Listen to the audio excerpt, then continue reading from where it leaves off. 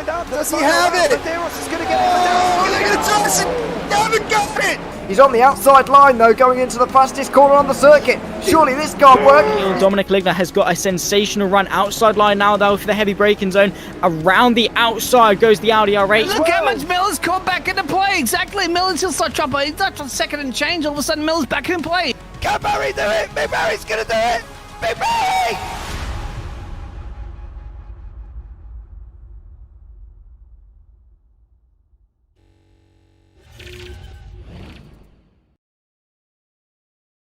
Good morning, good afternoon, and good evening, and welcome to round number 3 of the Radical SR8 Europe Championship. Of course, we're at Barber Motorsports Park. What a track this is!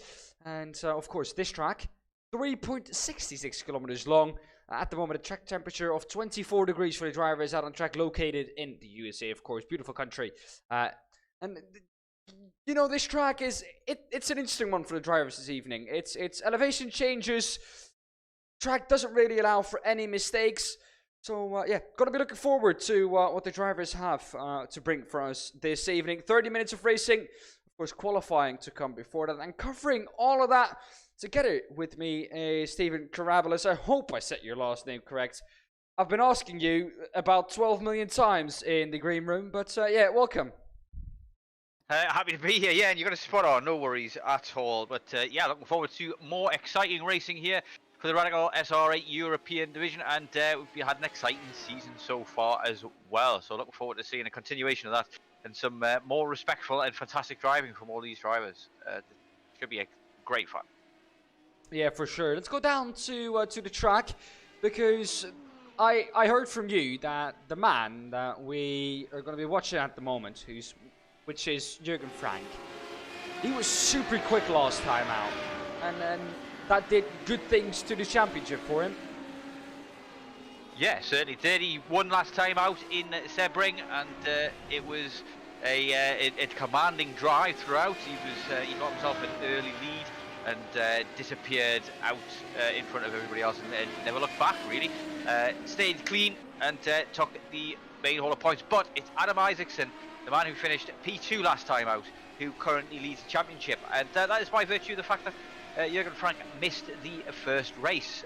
So whether Jürgen Frank can start piling on the pressure and climbing up that championship board, he's going to need something to happen around him though, from the guys. If they're consistent, they can keep him at bay with only 2 points difference between each points playing position here in the Radical SR8. But Adam Isaacson, as we say, currently leading the championship with a first place in the first race, a second place in the second race. Tim Bertie has managed 2 P3s in both races so far, gets himself on the second spot on the calendar.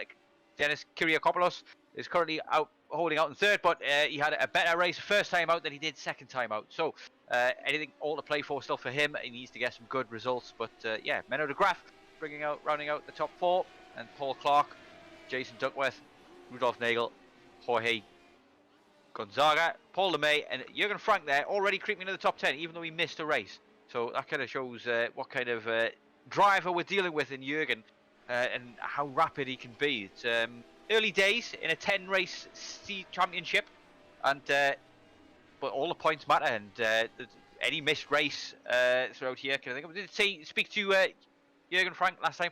He may be missing more races in the future as well, so championship might not be in the cards for him, but if he wins every race that he turns up to, he's certainly given himself a good chance of doing just that. On to the championship standings from the team point of view. We've got MK Racing currently leading with 126 points over SimRC with 98. Last time round, SimRC were looking very rapid, and they've also got 2 other side teams as well, CRC Beethoven and CRC Mozart, both of which also did well last time out in Sebring as well. So I imagine we're going to see some absolutely fantastic fighting in terms of a team championship as well. But MK Racing currently in the lead with that at the moment. I believe is Dennis Kyrgiakopoulos, who's part of that team as well. Also got a nice welcome back to Alfredo Melo R, who is back after doing very well in his first race, came second place in the first race, and didn't turn up for Sebring. So now he's back and looking to maybe get back into those high points paying positions. Also an honorable mention here to John McHutchinson, who did very well in the first race, stalled a little bit, got into an incident, and then also last time out in Sebring as well, got into a large incident there that almost ruined his race, but he still managed to take some points home. But still got the pace in the car, does John McHutchinson, but hasn't been able to transfer into really solid points playing position just yet. Lot of championship still to go. Look forward to another exciting chapter and see what kind of incidents and mix-ups it throws our way today. This track is looking spicy. It's got lots of undulation to it, lots of elevation changes, very fast sweeping corners, and some nasty off-camber ones as well by the looks of things. So drivers going to have to be on their toes and ready for anything.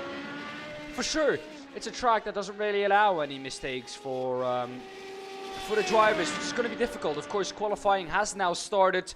10 minutes of qualifying for the drivers, lone qualifying, so they have the track to themselves, which will mean that no one can be in their way, or they can't have any slipstream from anyone.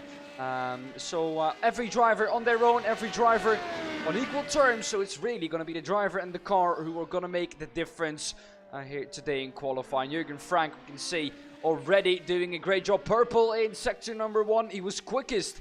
Like Steven said last time out, by a mile, and well, he's going to be looking to do more of the same here this evening at Barber Motorsports Park. In practice it was already Jürgen Frank who was super quick. John McHutchinson though was close to him, and well, Iwan Bremer who was in the top 10 too, together with him. On the graph, however, he was, I think, in P4 in the championship. He was all the way down in P13, so this might not be the track for Men of the Graph, really.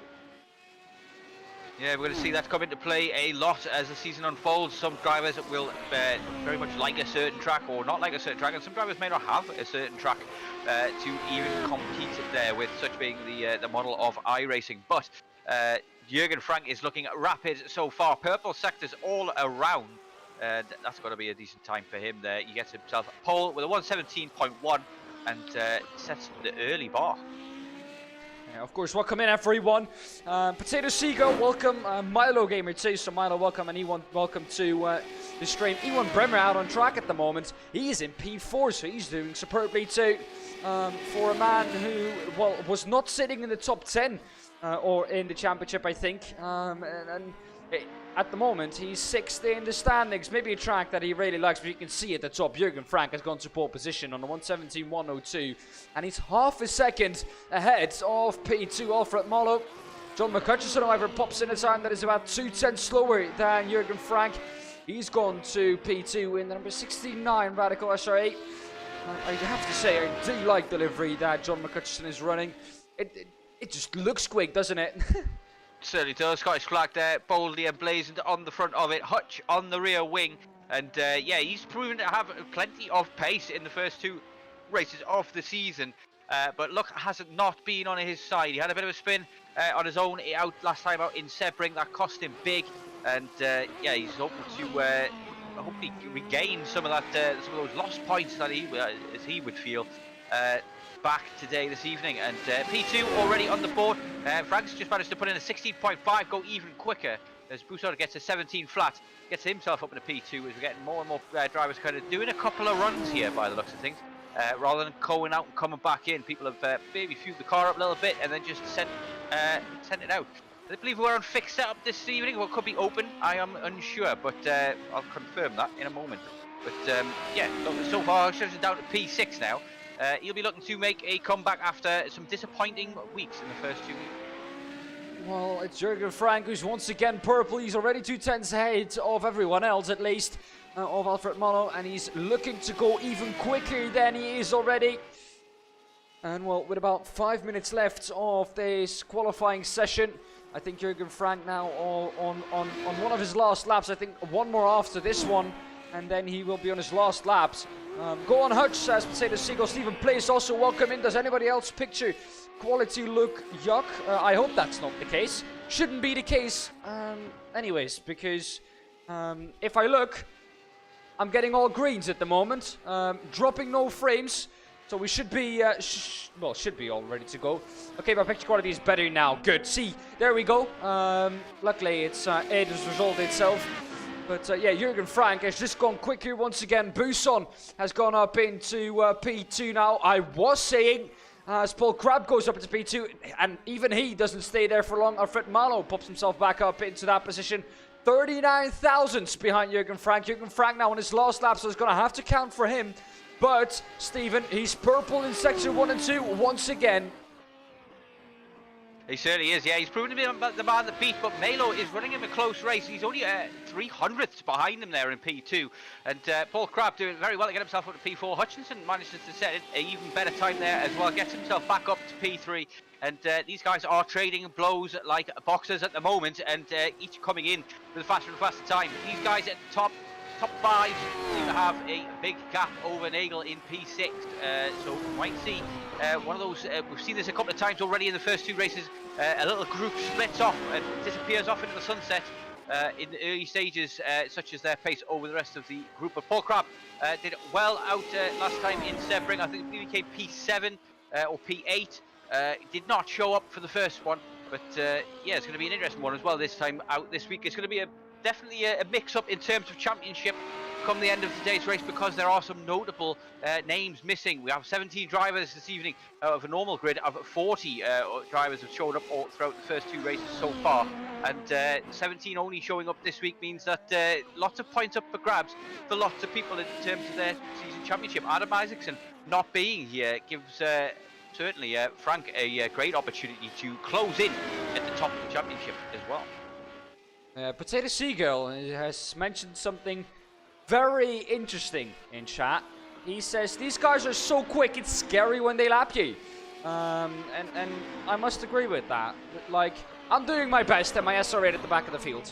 And then all of a sudden you see a Jurgen Frank flying by. Like he's in an LMP1 and you're in an LMP2. And you're like, well, how does he do this then?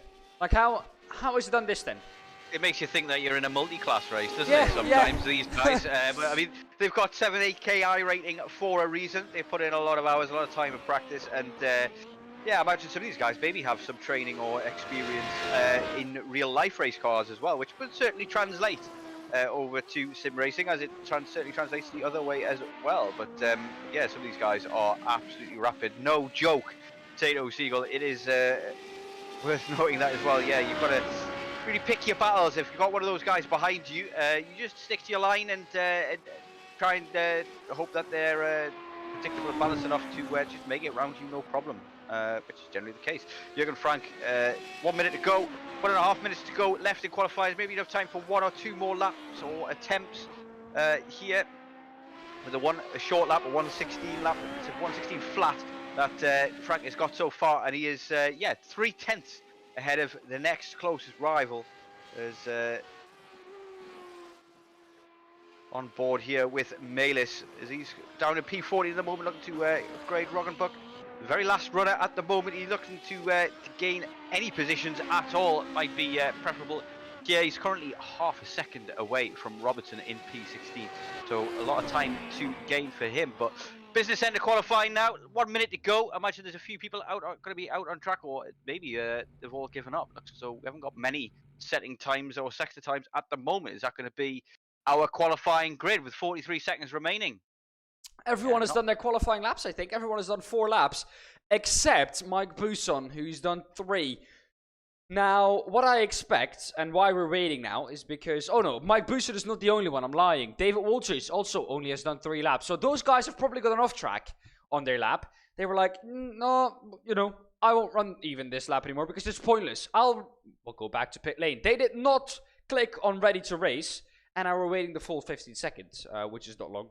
Don't get me wrong, but we're waiting these seconds to get to the end of qualifying, which should be in a second anyways. But this is the grid then, because no one else out on track, no one else will go out on track with only 1 second on the clock, and qualifying is done, and our grid is set for the 30-minute sprint race that we will have here at Barber Motorsport Park. And the grid in the end will look as follows. Here we have the grid out on screen for you. It will be Jurgen Frank on the pole position alongside John McCutcheon in second, Alfredo Malo in P3, Paul Crab P4 on the second row together with Alfredo Molo. Mike Booston on the third row together with Rudolf Nagal. On the fourth row we find Arturos Kondelis and Paul Clark in 7th and 8th. On the fifth row, Iwan Brimmer in 9th and Menno de Graaf in P10. So an all Dutch fifth row. David Walters in P11 ahead of George Gonzaga in P12. P13 for Jason Duckworth. 14th is Stefan Mellis. 15th Michael LeMay. 16th Guy Robertson. And 17th Alex Rogenbuck. And that rounds off the grid here for this evening. Go down to the track because, well, as you can see, it is at the moment Jürgen Frank who's out on track. He will start this race from pole position. We've had sometimes that the driver on pole doesn't even start from well, their grid spot and they start from the pit lane. Luckily, Jürgen Frank, with the limited amount of races that he is going to be able to compete here this evening, he's going to start from the pole position as we look from Barney, his point of view. Here he is, the strongest right arm in iRacing. Waving that flag here this evening once again. Looks out over start finish. It's going to be green and green just a second time. Here we look at the 5 red lights. It is 1, 2, 3, 4, 5. And it's green, green, green for round number 3 of the Radical SR8 Europe Challenge. And it's Jürgen Frank who leads them off down to turn 1. John McHutchinson got a good start too. Paul Crab behind that already gained the position over Mike Bousson, dropping 5 as Alfredo Molo. He started on the 3rd position on the 2nd row. And he's dropped all the way down to P8. But so far, Stephen, so good. Everyone has made it through turn 1. Yeah, it's nice clean racing from everybody involved there, but lots of position changes involved in the make-up there. Big loser is Marlowe, who's gone down to P8, but Frank gets a nice clean getaway and nice and smooth, keeps his lead in going into turn 1 and now gets to dictate the pace of this, what should feel like to him just a formation lap. Get those tyres up to temperature, get them in a nice working window and start to get into a rhythm, and then he can start to maybe think about pulling away from McHutchinson. McHutchinson, on the other hand, got to know that this guy's got a lot of pace in his locker, so we'll need to think about just keeping it clean and hanging on to the back of this guy and maybe creating a gap, working together to create a gap to the guys behind. Otherwise, we could end up with a train for a long way if he tries to battle the guy too hard, too early. But early doors, great first lap, clean first lap, no spins, no crashes, nothing to report. The drivers are happy out at front because they're already creating a bit of a gap to Mike Bousson behind them. Paul Crab is the driver who we are looking at. He's in P3, he's trying to chase down the top 2. At 21.6. That's a really good first lap time for Jürgen Frank. That's a quick one. Well, that was about 7-8 tenths quicker almost than McHutchinson. 7 tenths is the gap. Then McHutchinson has got to try and stick with Frank because either Frank is going to take this one. Well, you know what they say, Stephen. If you give him an inch, he will take a mile. And Frank is doing that at the moment with the 8 tenths that he's gained to McHutchinson. So he's got to try and keep that margin as slim as possible. Maybe at least try and keep it in his second because he will have the advantage of the slipstream from Frank then, and maybe he can do something trying to save the tyres or anything really, but it looks like Frank is just a bit too quick at the moment. Yeah, it looks like he's threatening to check out of this race, but one mistake could cost a couple of tenths and let them straight back in again. And yeah, like you say, the slipstream here is going to be powerful. There are a number of long straights between turn 16 and 1, for example, down the pit straight, obviously, and then you've got down to turn 5, down to turn 7, and down to turn 12 as well. Some long straights along all of those places. But it's a very difficult track to overtake at, nonetheless, as well. As wide as it is, there's plenty of opportunities to make a mistake, run wide, and clip somebody else as you're driving at the limiters. Here they go down into turn 2 and 3. A long wide right hander. You need to take a late apex here. Some guys maybe taking that a bit tight just to defend the guys behind, and that's going to be the nature of this track, essentially. Once you've got the inside line and you defend that inside line, it's going to be very difficult to make a move around the outside because the nature of these off-camber corners. Yeah. You see the track falling away to the right there. Cannot go around the outside there. It's going to you're going to fall off the track. Well, you can try it, but I don't think you're going to be successful either. And what you've got to watch, if you're Iwan Bremer now, who's in the middle of all of this, as I think we saw, I think it's Astros Kondelis at the front of this train, almost having a spin. Excuse me, it was Paul Clark in front of this train. It's Astros Kondelis who we saw almost having a spin. At the bottom, I think that was turn 7B. A lot of B's and A's at this track, to be honest. But I think it was turn 7B at the bottom of the little corkscrew, we can call it here at Barber Motorsports Park.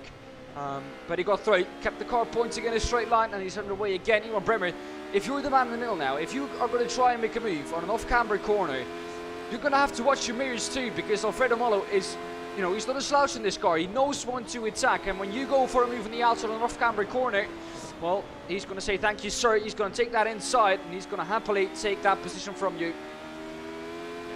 Exciting battle developing here between these three though, and Walters and Nagel behind also swap positions in the middle of that as well, and maybe a mistake from Nagel. And but Frank has indeed looked to check out. He was 2/10 quicker than McCutcheon on that last lap, and is driving off into the sunset and doing well. Melo has dropped positions early on and didn't get the best of starts, and is now finding himself in a spot of traffic. He must know he's quicker than these guys in front of him, but unable to make any moves. Very difficult to overtake here at Barber Motorsport Park. Man of the ground is finding that out too, because he's been stuck behind Gonzaga for quite a while now. Up ahead of them though, you can see a train. It is Clark, Bremer, Marlow, Walters, Nagal, all stuck in it. And they're all trying to pass each other. Walters is now falling off the back of Marlow a bit. But, well, you have to say that Alfredo Malo, we expected more from him.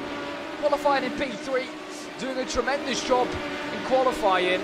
But he just, well, can't put it into his race pace. He's struggling a little bit at the moment, trying to hang on to the back of Bremer and Paul Clark too. We're going to have a little look at a replay from Alex Roggenbach at the back of the field. He was coming through, I think, this is turn 8, is it not? And that's just a little bit too wide, is it not? That was turn 1, excuse me, I think. That was a bit too wide there. Yeah, I mean, it's a power slide and a half. He was almost rallying it there, wasn't he? So, but yeah, it's nature of these cars, the SR8s, they're very twitchy. Got downforce, but not a lot of it. But when you lose it, it's very easy to catch at times. Can't be very easy to catch. If you hold the brake and the accelerator at the same time, about 50% or so, as we follow on board now with another replay here from Menno de Graaf. Let's see what's going to happen from this one as he comes down into, I'm not sure whether it's turn 5, I believe, and he's going to spin it. Yeah, just go on to the loud, little too hard there as he comes out of turn 5. Very difficult to get the traction, and the guys behind did a very good job to avoid him there. I think maybe he got clipped. Looks like he's maybe got a little bit of damage to the rear wing, but no real major incident. That was very lucky. Those two guys going either side of him there as he's, yeah, I mean, he needs a change of underwear after that for sure. I think it was LeMay who was the one who was behind him. Let's go on board with LeMay and see how much time he had to react really to this. Oh, well, LeMay had enough time, but I don't know who's that ahead of him. Is that Jason Duckworth? Yes, it was. He had, well, practically no time to really react. He had to choose. Am I going to go inside or outside? He chose outside. And well, in the end, that was just enough to basically keep it out of the sight of Menno de Graaf. Menno de Graaf, though, has dropped all the way down to P16. Well, here we're looking to try and make his way up again. Roberts is off the track too. And that is at the same point where Menno de Graaf, I think, was off last time round. That is turn 6. Yeah, turn 5, excuse me. So easy to do that there. Off-camber corner, the rear just gets a little bit loose, and then, well, you're gone. You have to be very, very patient with the acceleration pedal there for sure. Traction just does not want to give it at the track does not want to give the traction there at all. Looks like he's just again just he lost an entry. I think maybe he's carried too much speed in there, and then because of carrying too much speed in there, he maybe could have saved it if he was really patient. I think he did get on the accelerator there and just unsettled the car, sent the weight to the back, which didn't have any grip, and around he goes. And that's not going to be the first time we're going to see, or the last time we're going to see that mistake there in that corner. Melo has managed to get past Bremer in the meantime and get himself up to P6. There's now a 4-second gap to Karabelas. So he's managed to make his way through, but he's lost so much time now to the top 5 that he's got a lot of work to do, and it's a shorter race than the Sebring this time round. We're only here for half an hour, which means that mistakes can cost you more. Look at this battle though. I love that livery in the background there, the Tiger livery is, yeah, we've got 3 cars going at it, Hammer and Togs, Nagel, Clark and Walters all very close to the back of Bremer, but Bremer starting to get away as these guys are fighting behind it. They're going to cost themselves time. Maybe the they should be thinking more about the strategy, the long-term approach, and keeping up with Bremer in front. But guys are happy to race it out as it stands at 144 miles per hour. They go into this very quick chicane. I believe we're at, where are we on the track, coming round turn 16, I believe now. Yeah, the last two turns. Yeah. We are at. So far, I would say, you said try and work together a bit, maybe think about the long-term strategy, but try and tell a racing driver not to try and overtake someone. That's a very difficult. Very ambitious. I'll give it that. Yeah, you've got to be. You've got to be. I'll have many years' experience in the sales industry to be able to tell it.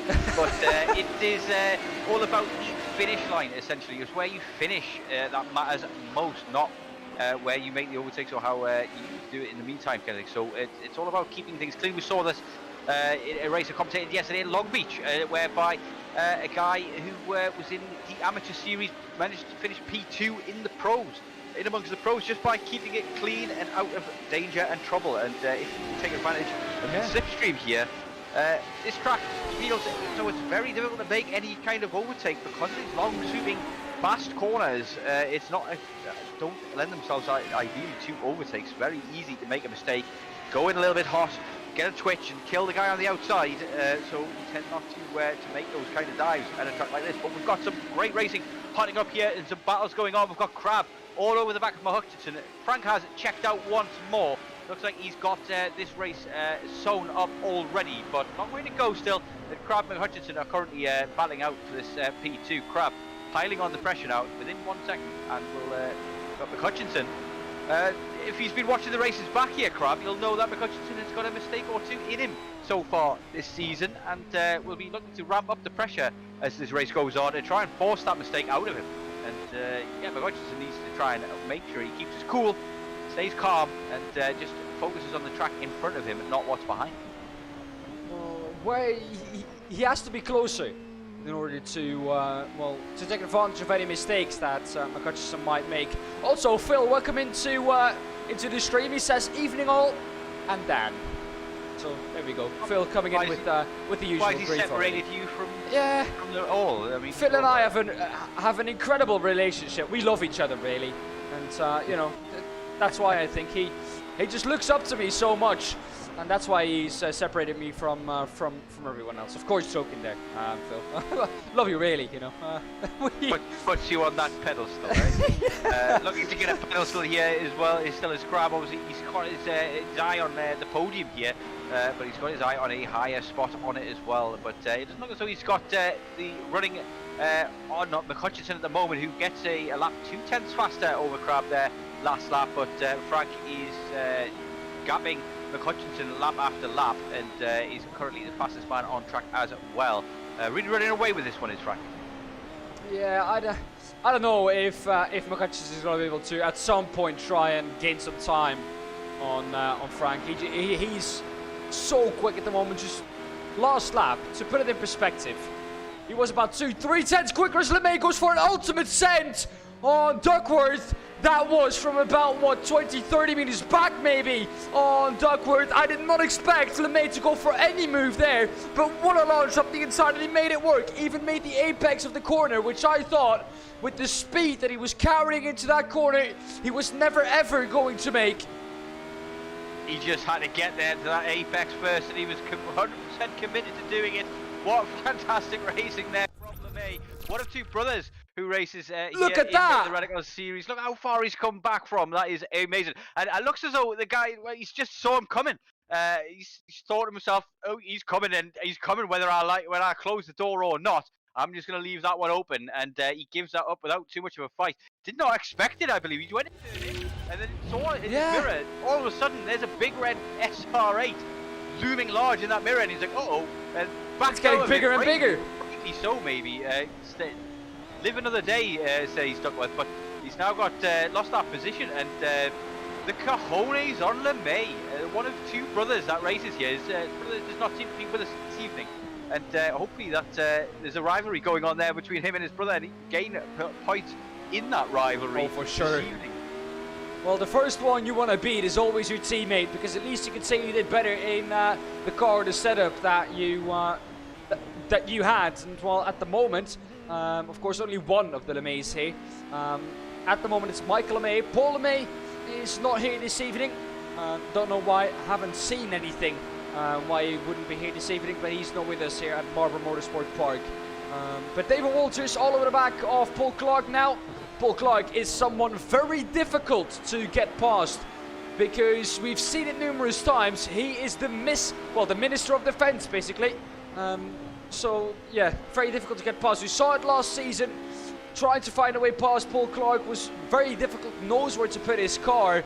And that makes it very difficult for almost any driver, really, behind him to try and find a way past. We've got some numerous amount of battles going on. The Gallons on the back of Bremer 2 for P7. And up ahead of that, it's Condalis on the back of Mike Buson now. They have to watch out, because behind them it's Alfredo Malo trying to catch up to the both of them. And then up ahead of that, it's Paul Crab all the way up in P2 and 3, fighting over that second position, which is really, for these two, the most they seem to be able to get. And as you just said, McHutchison has a mistake or two in him. However, he's shown that in the first 2 rounds, and he will be eager to do better than he did in the first 2 rounds.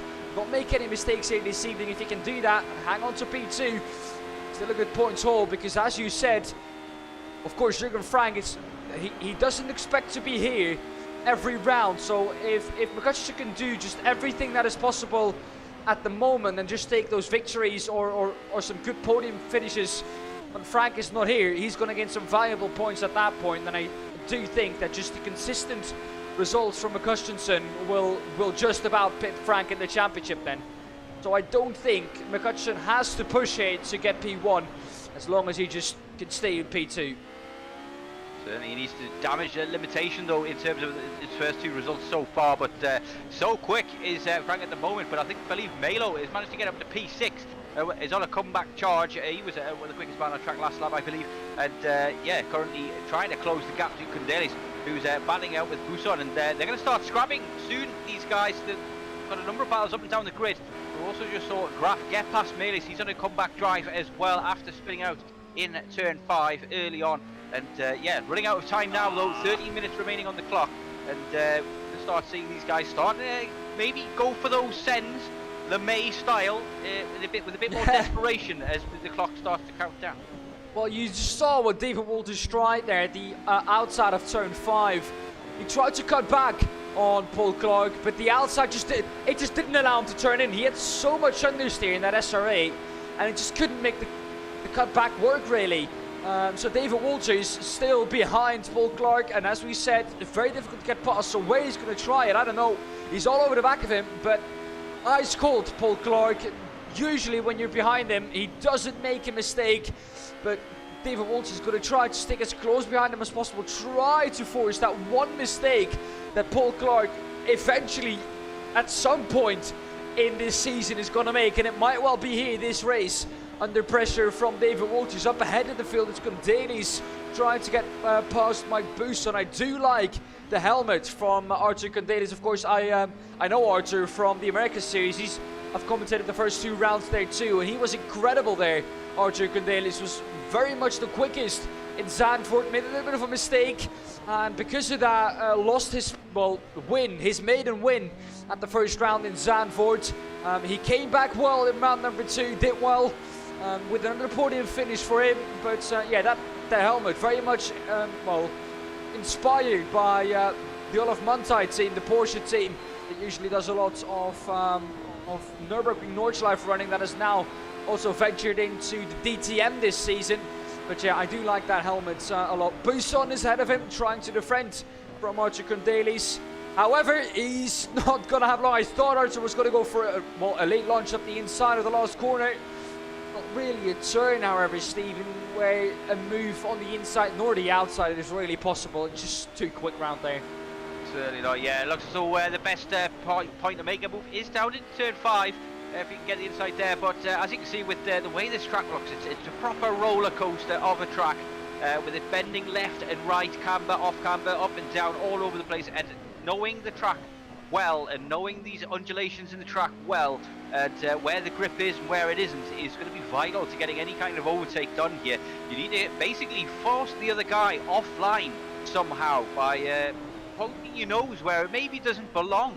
a time or two, but you've got to do so in a very controlled manner, so that if they do cut your nose off, you can back out. But you've got to make them think about things and maybe worry about you a bit more. Kind of toy with that vortex of danger a bit, but it's a dangerous and risky game to play. But that may be what needs to be done to make the overtake. But Karabelas is now trying to ramp up the pressure on Buson, as he has Melo, who is caught up to the back of these guys in short order as well, and he'll be wanting to get past soon enough. Otherwise, Melo could be looking at him. What a blinker now as Gonzaga manages to get past Clark. Clark jumping around all over the place at the moment as he blinks back and forward into the game. That is very distracting for the driver behind. You've got no idea where he's going to be when he pops back onto the circuit out of nowhere. But you've got to just carry on and trust that the guy's internet is working and it will stay that way and he won't crash. Yeah, Gonzaga, Clark, Walters does get past Clark in the end. Makes that move stick, and now Gonzaga looking at him as well. Absolutely love that livery though, the Tiger livery. Yeah. On board with it. Melo is he now comes to the back of this battle between Karabelas and Buson, and this could get very spicy indeed. And they're going to have to battle it out, because whoever gets past these guys is going to have maybe enough time left in the race, 10 minutes remaining now, to catch up to the podium spot. So Alfredo in particular, Alfredo Melo, is going to be thinking about that podium still. He wants to get past these guys in short order, but it's going to be very difficult to get past Karabelas if he has a tow from Buson. So Buson maybe needs to be the first to make that move, but any mistake here could cause disaster for all three. Well, of course, Alfred Melo came from P3 at the start of the race, dropped all the way down to P8 after what we can really call well, the mother of all bad starts really at the track, and very close to the grass once again. A lot of understeer going through turn 1, which all the drivers have, but it seems like Alfredo Melo is struggling from that. Even more off the track though is Karabelas. That's now going to leave him vulnerable to Melo. It's going to go around the outside. The inside is for Karabelas, but already passed before they get to the apex of turn 5. And it is Melo up at the turn, or Melo up at P5 now, and he can now try and chase down Mike Buson. It's been Karabelas who's been, well, recently trying to get past Buson too for the last 5-6 laps really. And let's look how long it's going to take Melo to do that. The pressure just was too much, it looked like, for Karabelas. That lost him out. That also precious P5 for him. The top 5 finish would not be bad for Karabelas. However, that's also where he started. So really, he will be looking to try and get past Buson too. If he can hang on to the back of Melo here, really, he might have a better chance of passing Mike Buson. Just when Melo overtakes, just try and go with him. Really, I think is his best shout here. He's got to be a lot closer in order to do that though than he is at the moment. Melo already turning that screw on Buson. He's a lot closer most of the time compared to what Karabelas was able to do, and he should make short work of this, but he's still got to make that job, and he's going to do that job and make it stick as well. It's going to be difficult. It's been difficult to pass so far, and yeah, Karabelas, you see there, just one tiny little error, and Melo saw the opportunity, pounced, and did not look back. And now it's going to be even harder for Karabelas, because can't get past Melo without Melo making the mistake like he did. Melo gets the tow from Buson, and he's going to wait for Melo to get past Buson before he can get past Buson, and that then gives Buson a tow from Melo. Melo, how quick is he going to be able to drop Buson is the question that Karabelas is going to be asking himself now. So that could be a position that he never regains with only 7 minutes remaining. Not a lot of time left to rectify that mistake. Goes in really deep. Wow, Melo went in really deep. Sorry to cut you off there, Stephen, but that was really deep from Alfredo. And that might have set him up well, though, for a move now on Buson. Was that plan? He's got such a good tow now. Coming down into, I believe it's turn 1 and now 2. And coming through turn 3. Now he's going to have a dive in, look down the inside into turn 5. This seems to be the best place to make a move. It's not close enough, in my opinion. It's down to come now to the braking zone, and he doesn't look to the inside. He knows he can't make a send that far. And yeah, Team Radline survive another corner. But the pressure is mounting here and all Karabelas can do at the moment is sit and wait his turn. Where is he going to make this move? Because he also has to watch Karabelas behind. Once he go for a move that is not going to pay off, Karabelas is, well, all over him to try and regain that P5 and have a go at Bousson himself. Of course, he was behind Bousson for so long, so it's going to be frustrating, really, for Karabelas to see Marlon have a shot at Bousson instead of himself. However, he completely did that to himself, running off the track on the exit of turn 3. And in turn 4 too, around the outside is going to set him up well. Loses some time again to Karabelas behind, but that's all going to set him up for a good run. On to this start-finish straight, about 5 minutes left now, a little bit more, 5.5 minutes of this race. We've had, well... Oh, he's gone very wide there. There we go. And off the track goes Bousson, and there is the mistake. He forced it out of him. He was following him so closely for so many laps, and there Bousson just went very wide out of turn 1, that dreaded understeer that we mentioned earlier. Very difficult to get the car to turn in there, and thank you very much, Bob is your uncle, Pat is your answer, is Melo, and up into P4, a great recovery back, but he'll be disappointed still that he hasn't managed to hold on to his P1 as, big moment for David Walters there in the replay as he gets a big tank slapper out of turn 9, I believe that is, as well, just before the very quick chicane. I think, oh no, I'm lost on this. No, I believe that's actually turn 12 he's coming up to. But yeah, big tank slapper from Walters there. Looks like he's not lost a position because of it so far though, but maybe Gonzaga got past. But exciting racing there. Marlowe taking advantage of another mistake. And he's now up into P4. I don't think, however, Stephen, that he has enough time to get up into P3. About 5.7 seconds that gap in 4 minutes. I can't see it be done by anyone really in this field. Not even Frank, who is in the lead by about 6 seconds after 25 minutes. To even him, it took 25 minutes to get a gap of 6.0 seconds. So 5.7 is not going to happen in 4 seconds without a big mistake from Paul Crabb. It would be the ultimate comeback drive though from Alfredo Molo if he can get back up into P3, even though it might be a mistake from one of the drivers ahead of him. However, here we have a battle for P7, Bremer and Nagal. Nagal has been behind Iwan Bremer for quite a long time now.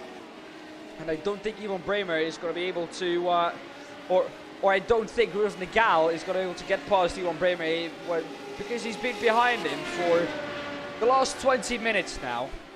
And Iwan has not made one single mistake so far.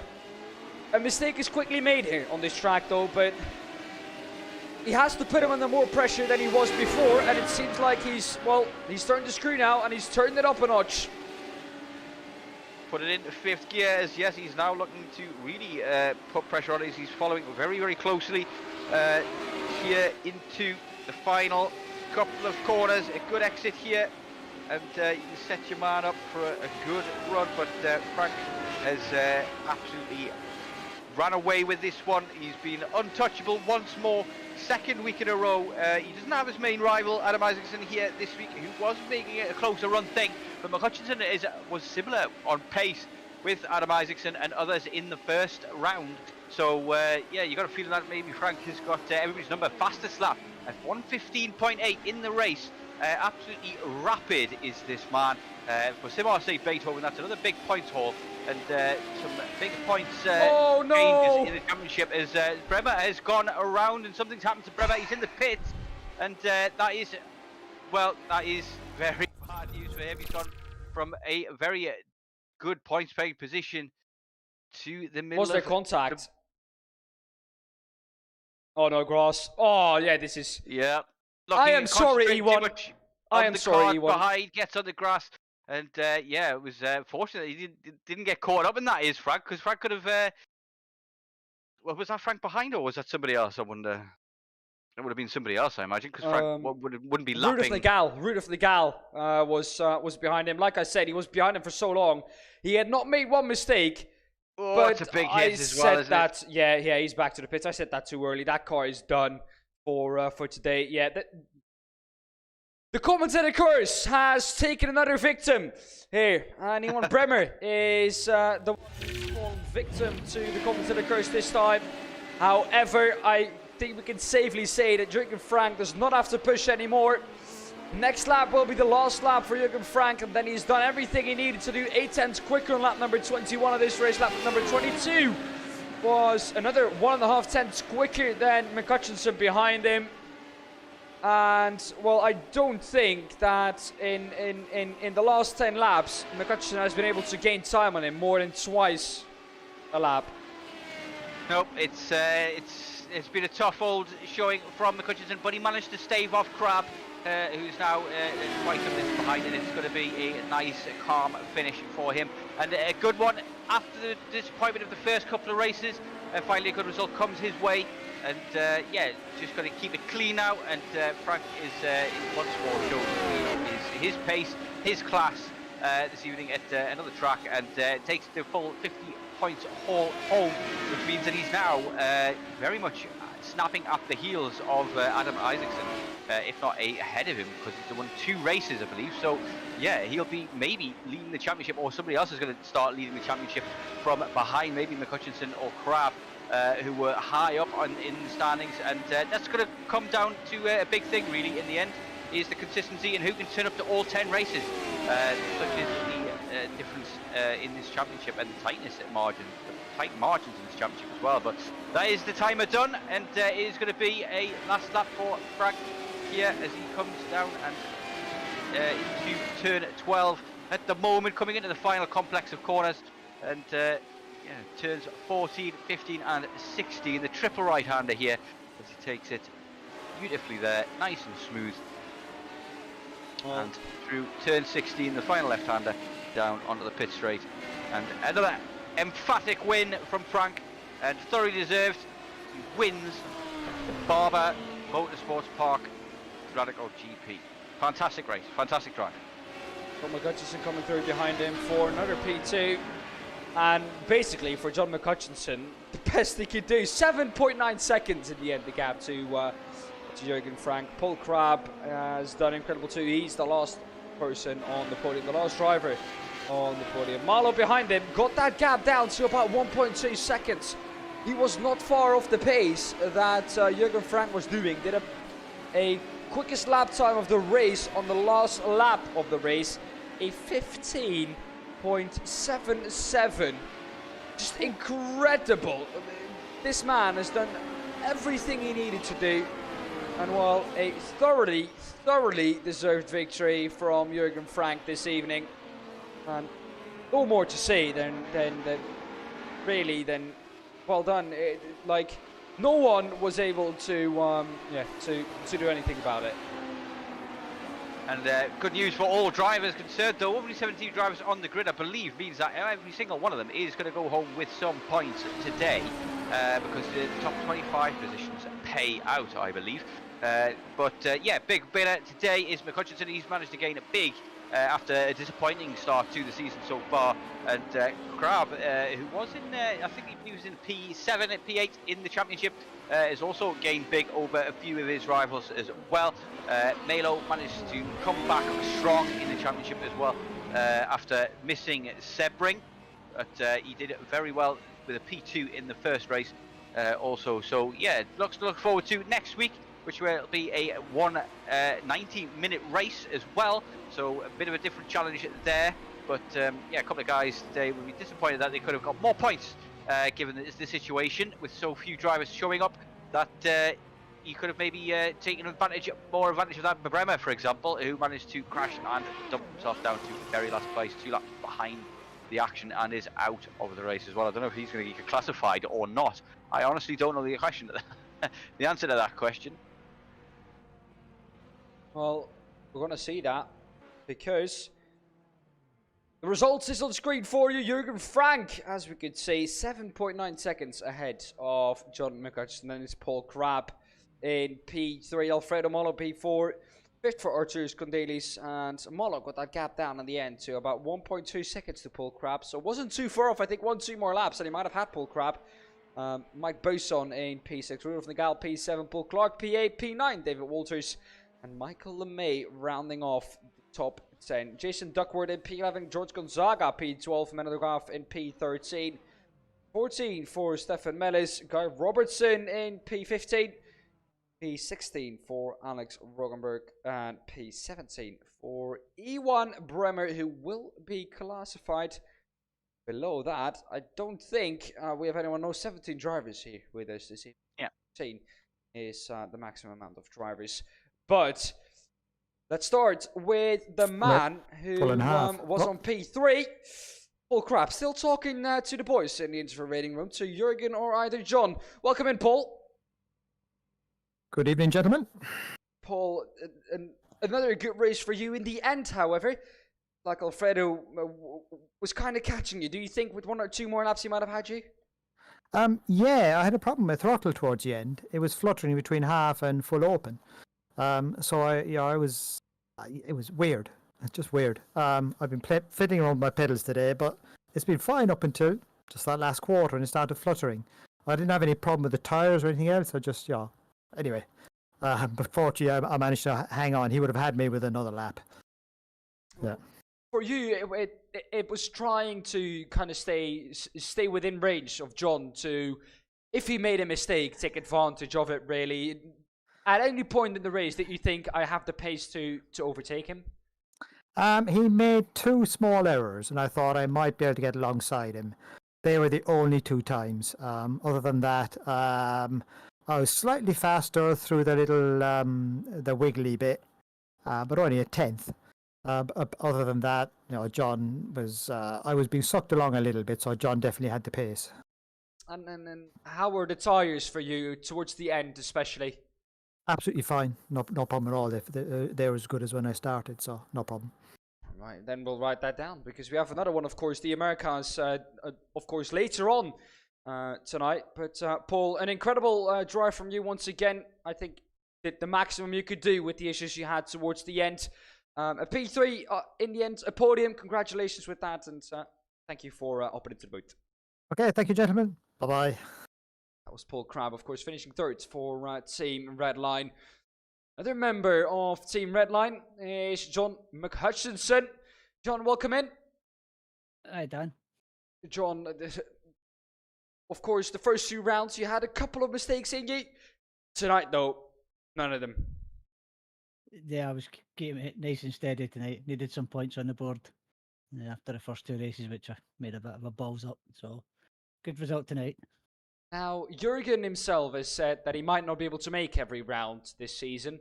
So with that in mind, were you like, okay, I'm in P2 now, I maybe know I'm not going to catch Jurgen, I'm just going to try and consolidate P2 here. Yeah, exactly. I mean, I know I'm not going to catch him. He's too quick for me, too fast. So I hope he doesn't make any more races. No offence, but give the rest of us a chance. He's dynamite. He's fast.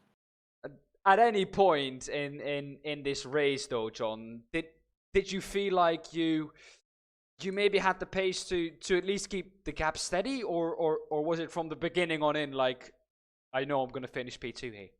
No, I wasn't pushing as fast as I could. I mean, I was down at the 16 ones in practice, but I was just keeping it easy, keeping it on the road. Didn't want to make any mistake, lock up into the hairpin and do something silly. So Paul kept me honest straight enough. He was putting me under a bit of pressure.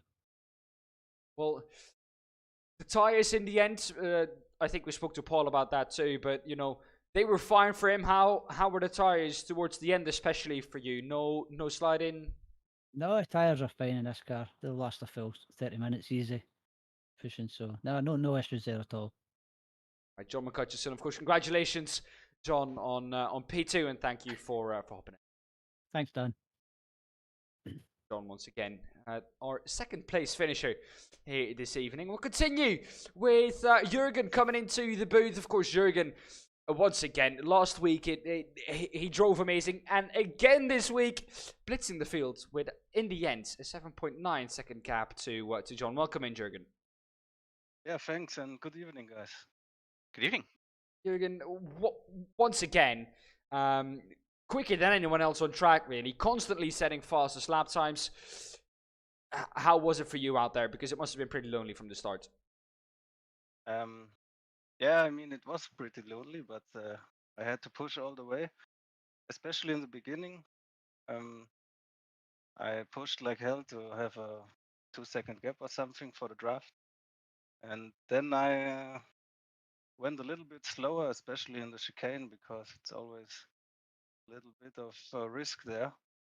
I figured out.